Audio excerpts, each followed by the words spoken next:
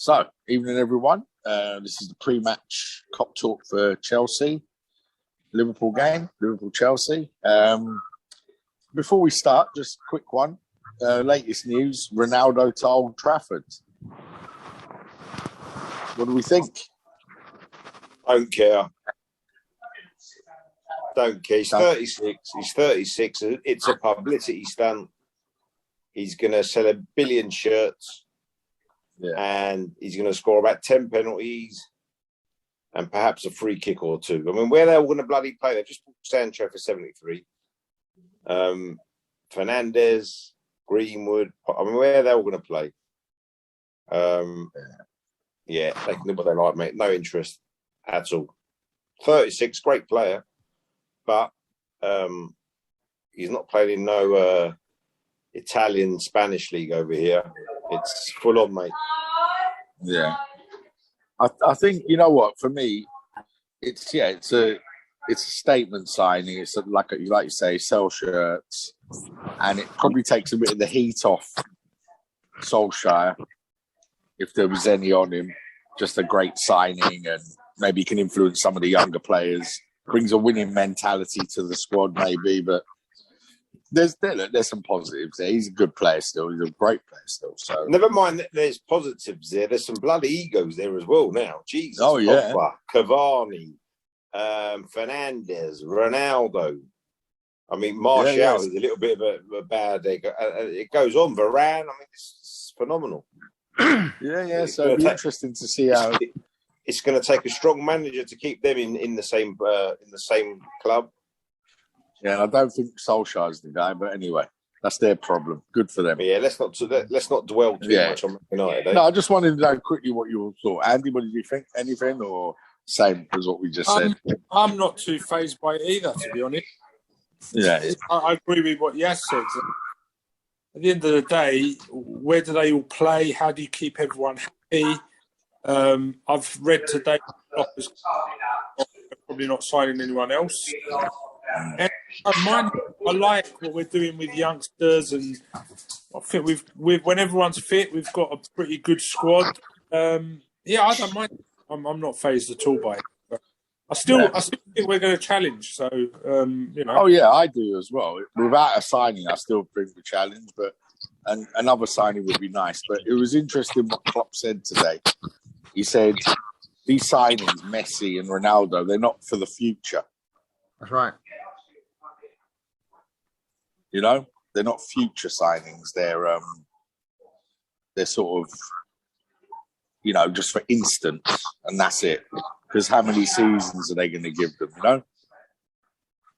Yeah, no, anyway, I agree with that. And I just like what we're doing. You know, we've got a strong 11.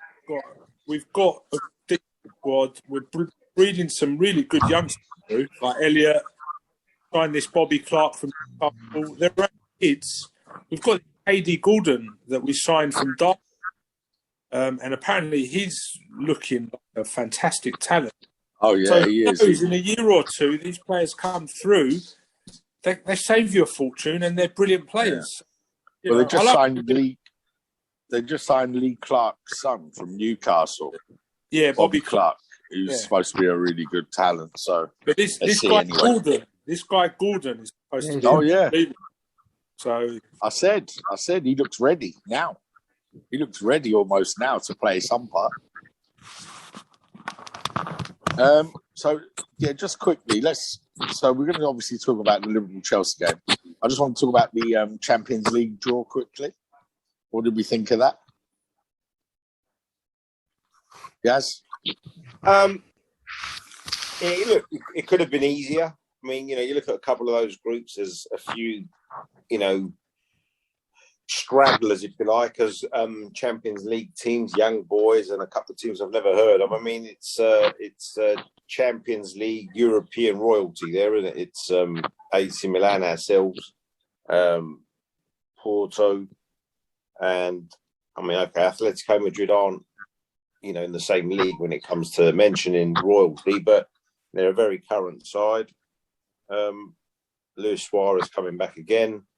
Listen, I mean, in the past, you've played in groups where you kind of think you've got one team where everyone's going to beat, and sometimes that makes the league smaller. If you're playing in a league of 4 and one team's a no-hoper, then it's 3 teams. You're looking for 2 spots out of 3 teams, which is obviously very difficult. And if you wanted to spin it completely, you could say there's 4 teams that can qualify from our group, so it's any 2 from 4. So rather than having 2 out of 3 chance of qualifying, I think we've got a 2 out of 4 chance of qualifying. And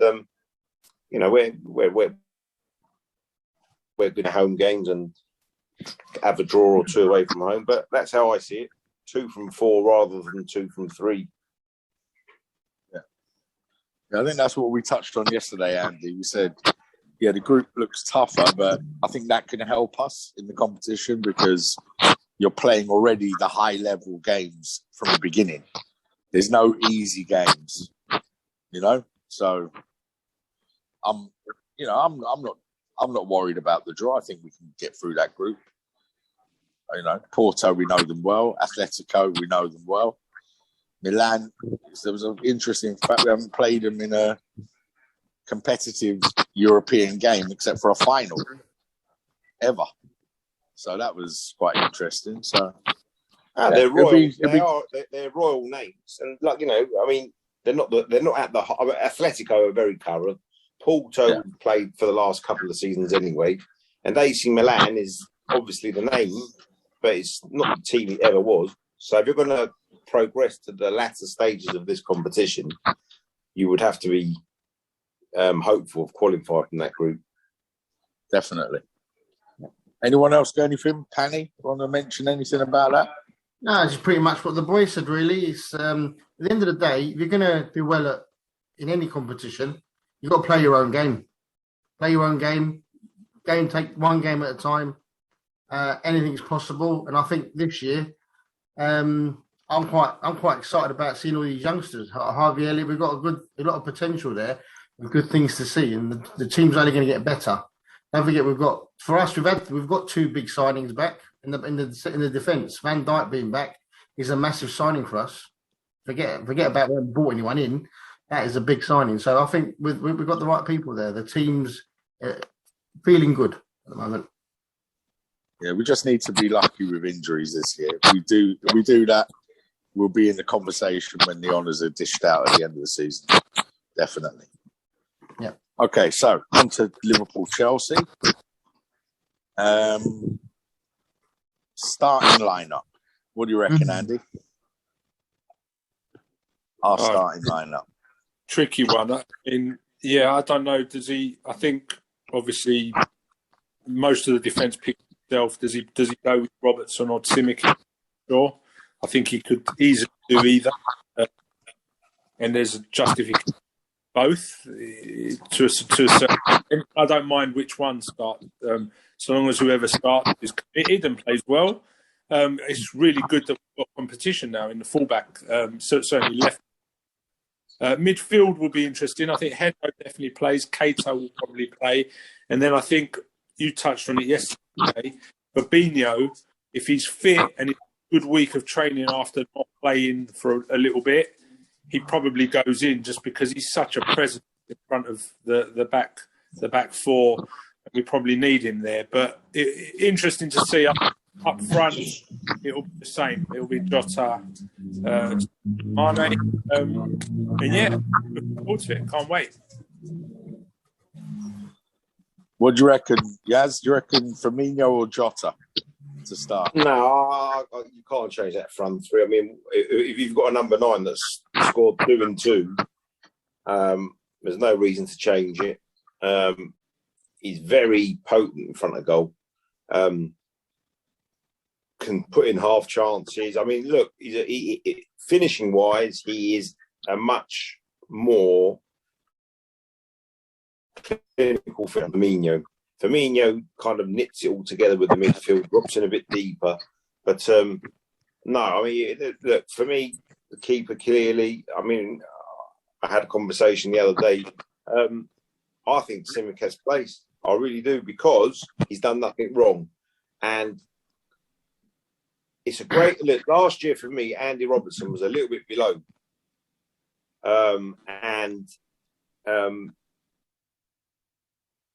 It's a now to give him another 10 or 15%. Sits him on the bench for a game or two, okay? Makes him realise that, you know what, pal, you're not a guaranteed starter, because we rotate the midfield. And we've had this situation now for the last couple of seasons where left back, right back have been no challenge whatsoever. So, in my opinion, I think he's going to start with Tsimikas and say to Robertson, look, mate, you know, we've got 2 now, so step your game up. Had a couple of assists. Front 3 pick themselves, and I think the midfield tomorrow will be Keita, Fabinho and Henderson. I think he's going to play 2 defensive-minded midfielders, if you like, in the likes of Henderson and Fabinho. And I think I don't think we'll play not to lose, but he certainly won't want to lose tomorrow. So we're going to go with that. It might be a 4 offensive players and the rest defensive. So I think he will play to win clearly, and wouldn't be too disappointed with a draw, but he certainly won't want to lose. So that'll be my starting lineup with Thiago, Firmino, Harvey Elliott, Curtis Jones, and others who could really change the game coming off the bench. Yeah, I have a feeling that's what he would do as well. I think he will stick with his tried and tested players, but he will I think he might keep Tsimikas in there because he did so well. To change him would be harsh, but then Robertson. Well, I mean, you can't reward good playing and assisting and scoring like Jota, like Tsimikas, with dropping players. It'll be a bad signal. You know, how can you do that? Can't ask for any more from a defender to keep 2 clean sheets and 2 assists, and the number 9 to score 2 goals in 2 games. That's not how you reward that, is it? No, I agree. I don't think he changes it, but we know Firmino and Robertson are his favourites. He loves these players, so there's a possibility he could change it. And I mean, remember, he threw that curveball with Harvey Elliott in the last game in the midfield. So yeah, but he's got options. Where we talk about he's had favourites in the past, okay, that's perhaps where we went wrong last season by him being stubborn and keeping to his favourites and not utilising the players that he's had. So now, utilising your players. For me personally, I've coached, I've managed. Tsimikas would, if I was managing that team, he would 100% be starting tomorrow. Not because he's better than Andy Robertson, etc., but just it will make Andy Robertson stand and think, do you know what, I've got to raise my game. And you couldn't do it in a better way. Andy, agree? Yeah, no, I agree. It's a good point from Yas about Tsimikas deserving to keep his place. I don't know what Klopp will do. He's Robert. But yeah, it would be harsh, definitely. And Tsimikas fit and raring to go. And, you know, I think I would expect to see there as well. I hope he starts Jota because again he scored a couple of goals. But then for me, I like Jota. He seems to get in those good positions, doesn't he? Yeah, I think we'll do all right tomorrow. I think I've got about it. I think Tuchel will play very defensive as well. He will set up, like I said. He's like 2 boxers. Klopp's a front foot boxer, pushing the pace of the fight.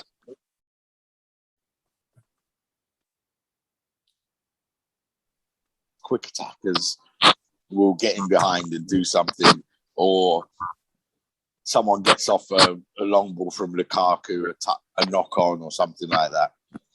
I think it's going to be very I know what Chelsea are going to do exactly what they've did against Arsenal. They're not going to force the game. They're going to wait and see if they can catch us on a mistake. And I think if we play our game, we'll be too good for them. And with the fans at Anfield as well, the atmosphere will be electric. I'm expecting a win tomorrow. I think a win's important. It sends out a statement, It sends out a statement. You've won your first two. You're playing one of clearly a team that's going to be challenging for the league. Tomorrow's it's not a must-win game. In 2 or 3 months' time, you'll look back at it and think, I needed to win that game. So you have to make a statement. They're all doing the business. Man City, Man United, Chelsea, all buying powerfully. And we've only, like Panny said, just, brought in one defender and a couple of injured players from last season coming back. So massive statement. To go and win that game tomorrow will be a huge statement, not just to Chelsea, but to the rest of the league. Looking forward to it. Panny, what do you reckon, mate? What can I add to that? It's really much the same, really. I think you've been a bit wrong to take Tsimikas out of the game, to be fair. Although Robbo would probably be the number one on the sheet, but obviously you can't change it. For me, Jota, has to go ahead of Fabinho only because his threat is a bit more. We want goals tomorrow. And the thing is, how do you take that little Harvey Elliott? He's done well, don't you? How do you take him out of that team? You don't want to disturb him either. Yeah, so but the game is a huge game, and it will be a massive statement if he plays Harvey Elliott tomorrow in that game. Massive, huge, about what he thinks of that boy and how much involvement he has in the season. I would say he'll probably come off the bench at some point. And don't be surprised if we don't see Oxlade-Chamberlain tomorrow as well at some point. Yeah. Because Klopp likes him a lot. So we'll see, man. It's going to be a great game. I can't wait. As long as they're up for it. They will be up for it. 100%. Yeah. All right, boys. We're looking at a win. What do you reckon, Panny? A win? Yeah. A win for you? Yep. 3-1. Score? 3-1. Love it. Andy? Yeah, we might edge it 2-1, I think. Yaz? I'm gonna go. I'm not gonna predict the score tomorrow. I normally do, but what I'm going to predict tomorrow is Mane's gonna ruin Chelsea tomorrow. That's my opinion. Mane's gonna be the man tomorrow. Mane to make man. Mane, my favourite player. I'll take that all day long, mate. All right, guys. Thanks for checking in tonight, and I'll catch up with you all tomorrow after the game. No problem.